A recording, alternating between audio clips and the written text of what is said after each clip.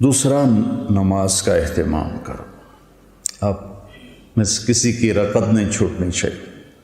تکبیر اولیٰ کے لیے دوڑو، تہجد کی پابندی کرو، چاہے 2 نفل ہی ہو.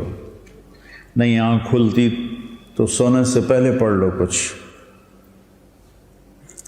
1985 سے اب تک اب یہ بیماری کے دن نکال دو، میری تلاوت قرآن نہیں چھوٹی، میرا ذکر نہیں چھوٹا، اور 1992 سے آج تک میری تہجد نہیں چھوٹی. یا اب کچھ ایام جو بیماری کے آئے تو اس میں تو میں فرض نماز بھی نہیں پڑھ سکتا تھا مشکل سے. تو بیٹا اللہ کے سامنے رات کو اٹھنا بڑا قیمتی ہے، بہت فائدہ ہوتا. عبادت ہماری بیس بنیاد ہے، یہ نہیں کمزور ہونی چاہیے. تو اس میں اللہ تعالیٰ آپ کو ہمت دے، توفیق دے. یہ چند چیزیں ان کا اہتمام کرو گے تو بہت فائدہ ہوگا. رابعہ بصری رحمت اللہ علیہا اپنے خامن سے فرماتی رات کو غسل کر کے کپڑے پہن کے خوشبو لگا کہ آپ کو میری ضرورت ہے. اگر وہ کہتے نہیں تو پھر کہتی مجھے اجازت ہے میں اپنے اللہ سے بات کر لوں. کہنے کہ ہاں اجازت ہے. پھر ساری رات سجدے میں گزر جاتی تھی اور نفلوں میں گزر جاتی تھی اور رونے دھونے میں گزر جاتی تھی. جوانی میں فوت ہو گئی 40 سال کی عمر میں.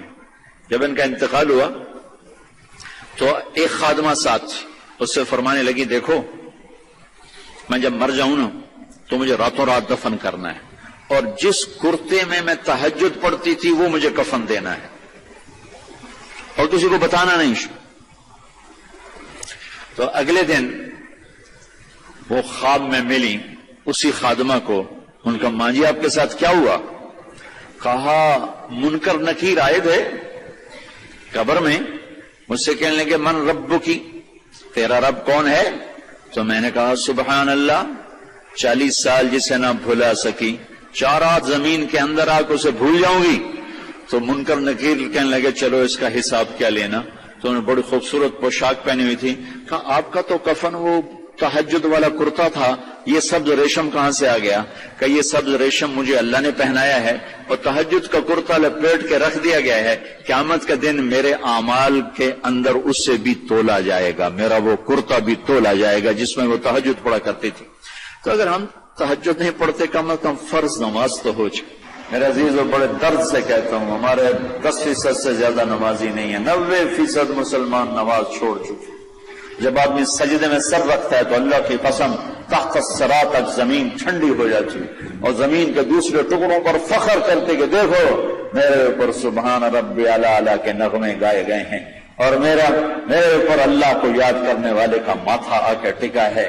میں آپ سب بچوں کی، آپ کے اساتذہ کی محنت کرتا ہوں کہ آپ کا پیشہ بڑا عالی شان پیشہ ہے. آپ تاجر نہ بنو، ڈاکٹر بنو. آپ بچیوں سے بھی کہتا ہوں اگر اللہ کل کو تمہاری چلا دے میڈیکل تو تاجر نہ بننا، ڈاکٹر بننا. مسیحا بننا، ظالم نہ بننا، پتھر دل نہ بننا کہ آنے والے کی ہائے تمہیں رولانے کے بجائے مزید پیسے بنانے کے لیے کھڑا کر دے. ایسا نہ کرنا اللہ کے واسطے.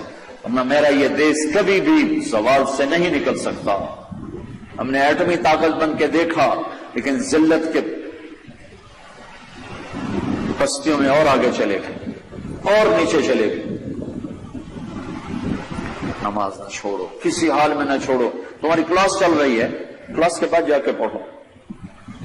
آپ کلینک میں بیٹھے ہوئے ہیں، آپ دیکھ رہے ہیں کہ بھائی میں شاید مسجد میں جانے میں مجھے مشکل پیش آئی، فارغ ہو کر اپنے کلینک میں نماز کی جگہ بنائیں. اللہ کے سامنے سب رکھنا. آپ گھر میں ہیں، نماز بن جاؤ گے. اللہ سے جڑنے کا ذریعہ ہے اس کی بندگی اور اطاعت اور اس کے فرائض کا ادا کرنا. اس کے فرائض میں نماز سر فہرست ہے. 700 دفعہ قرآن میں نماز کا ذکر آیا ہے اور 10 دفعہ اقیموا الصلاۃ وآتوا الزکاۃ، اقیموا الصلاۃ وآتوا الزکاۃ، اقیموا الصلاۃ وآتوا الزکاۃ. 10 دفعہ اللہ نے کہا نماز پڑھو زکوٰۃ دو، نماز پڑھو زکوٰۃ دو. عبادات میں مردوں عورتوں کے لیے نماز سب سے اعلیٰ درجے کی چیز ہے.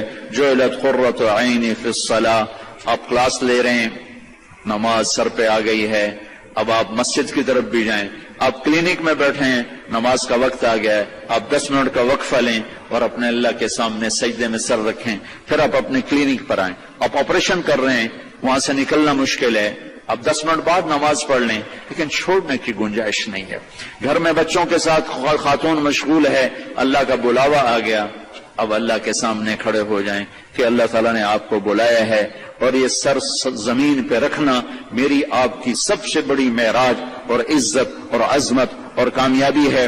اور میرے نبی کا دنیا سے جاتے ہوئے آخری پیغام تھا الصلاۃ، میری امت نماز نہ چھوڑنا۔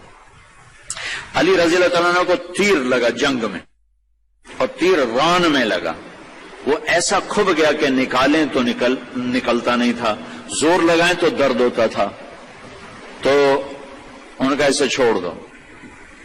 نماز کے لیے کھڑے ہو گئے، نماز کی نیت باندھ کے کھڑے ہو گئے، نماز شروع کر دی، تو انہوں نے نماز کے دوران تیر نکالا تو ان کے جسم میں اتنی جنبش بھی نہیں ہوئی۔ نماز کے بعد فرمانے لگے تیر کا کیا بنا؟ کہا جی نکال لیا، کہ مجھے تو کوئی پتہ نہیں چلا۔ عروہ بن زبیر رضی اللہ عنہ کے وہ پاؤں کا وہ گینگرین ہوگی، گینگرین، تو وہ ڈاکٹروں نے کہا جی اب یہ کاٹنا پڑے گا، نہیں کاٹا تو آگے اوپر جائے گا سارا۔ ان کا ٹھیک ہے کاٹ دو، تو پھر آپ شراب پی لیں تاکہ آپ بے ہوش ہو جائیں، پھر ہم کاٹ دیں۔ فرمانے لگے کہ شراب اور ایمان ایک پیٹ میں جمع نہیں ہو سکتا، جس پیٹ میں شراب جاتی ہے اس سے ایمان نکل جاتا۔ تو فرمایا میں ایسا کرتا ہوں، میں نماز شروع کرتا ہوں، تم میرا پاؤں کاٹ دینا۔ تو بیٹھے اور ایک پاؤں ایسے پھیلا دیا اور نماز کی نیت باندھ کے بیٹھ گئے۔ تو انہوں نے نماز کے دوران ان کا پاؤں کاٹا اور اس کی پٹی کی، اور ان کا جسم اتنا بھی نہیں ہلا، اتنا۔ سلام پھیرنے کے بعد کہنے لگے پاؤں کاٹ دیا؟ کہنے لگے جی کاٹ دیا۔ کہ مجھے تو کوئی پتہ نہیں چلا، کہ مجھے دکھاؤ کدھر ہے؟ ان کا یہ ہے۔ تو اپنے پاؤں کو پکڑا اور یوں، اے اللہ تو گواہ ہے میرا یہ پاؤں کبھی تیری نافرمانی میں ایک دفعہ بھی نہیں اٹھا، ایک قدم بھی اس پاؤں سے میں تیری نافرمانی میں نہیں چلا۔